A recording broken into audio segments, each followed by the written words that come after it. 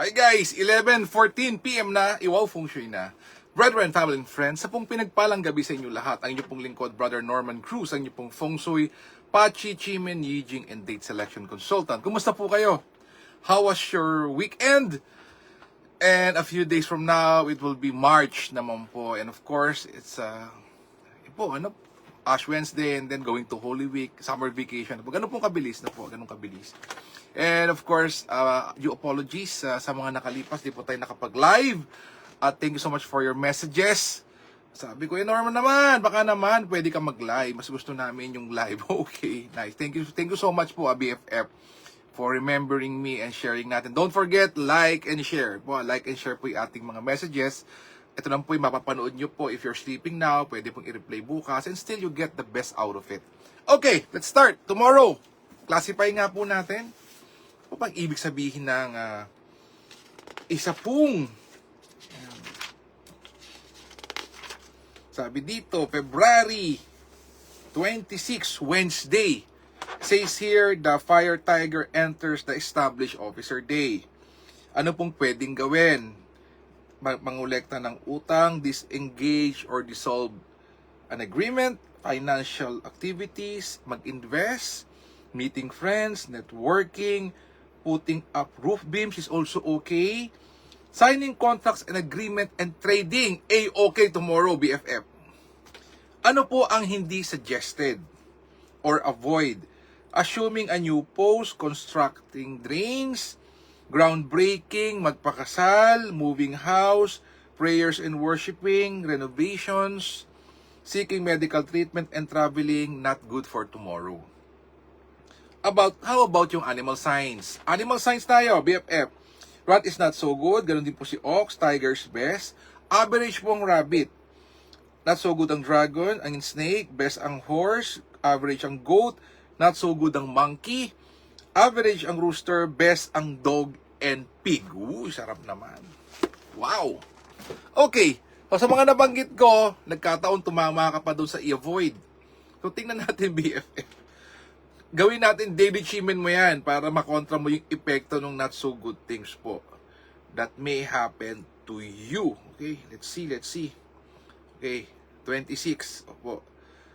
For if you want 10x being beautiful and handsome, you're a content maker, a blogger selling something, your product or services online, talikod ka po sa Southwest, here and abroad. The game changer po with the whole day, the Green Dragon and absolute support, talikod sa West. Ito, gagamitin ko to. If you want to create opportunities, talikod ka naman. And wisdom, talikod ka sa North.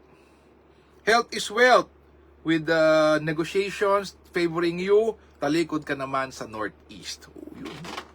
So, if I were you, BFF, I'll use the whole day starting now until the next day. I will use backing to West. Kasi may Green Dragon ka na, meron ka pang absolute support, and then meron ka pang game changer. All in backing sa West. That means, nakaharap ka sa East. Again, BFF, baka nakalimutan na ha, nakaupo. Whole day naman to. Nakaupo ka, you count from 64 to 1. Pag nagkamali, back to 64, do 5 things. Number 1, let go. Bad experiences, bad people, bad circumstance, experiences, basta po anything negative, let go. 2, open up ka. New people to come into your life, new opportunities po, you open up. 3, magpasalamat po. Upstairs, into people that loves you and who are there with you. Number 4, you visualize what you want, and given the chance, donate po. 5 things po, don't you ever forget that. Okay, so BFF, importante po yung tayo ay mag-manifest. After all, no, looking at the yung po mga life coach, looking at sa mga YouTube po and seminars, yes, all of them are effective. Of course, they have this series of trainings and everything.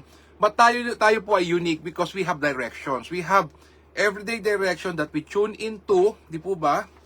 Sa north-south axis po to a direction para po mas ma-channel in po what we're asking for in prayer or manifesting or through meditation. Ipo pagkakaiba natin. Po, meron tayong added layer po, ano.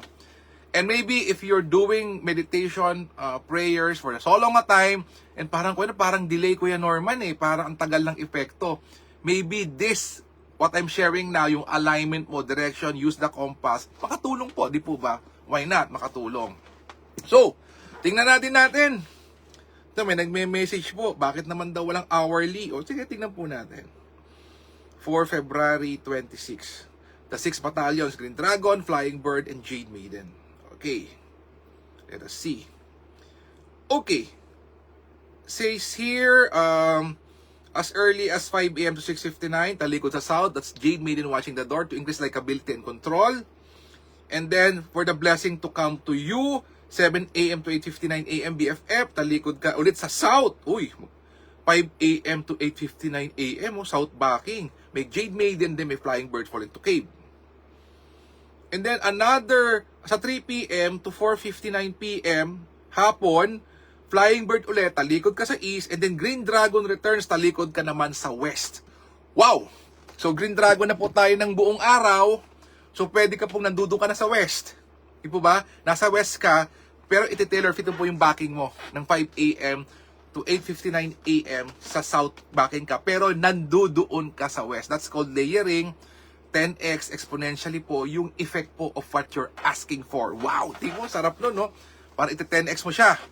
Para you get what you want. After all, what makes us happy, BFF, is getting what we want. Pag hindi natin nakuha or na-delay or something happen, nalulungkot tayo, and we have to prepare for that. There may be a lot of sad events for BFF that may come our way, but let us remember, we are doing this not only to make us happy, but eventually we get what we want. Dito pa lang, we train na po. We visualize things to get what we want and to make us happier in life. Well, don't forget again, BFF, don't forget to like and share. And kung meron pa po mga bago pong mga inputs, I'll be sharing it with you. That's my commitment, BFF sa inyo po. Again, BFF, let us continuously pray for each other. Let us pray for our leaders. Let us pray for world peace. Let us heal as one. Let us be a blessing to others. God bless all with a grateful heart. Maraming po salamat sa inyo lahat. God bless, good night, and see you again tomorrow. Bye-bye.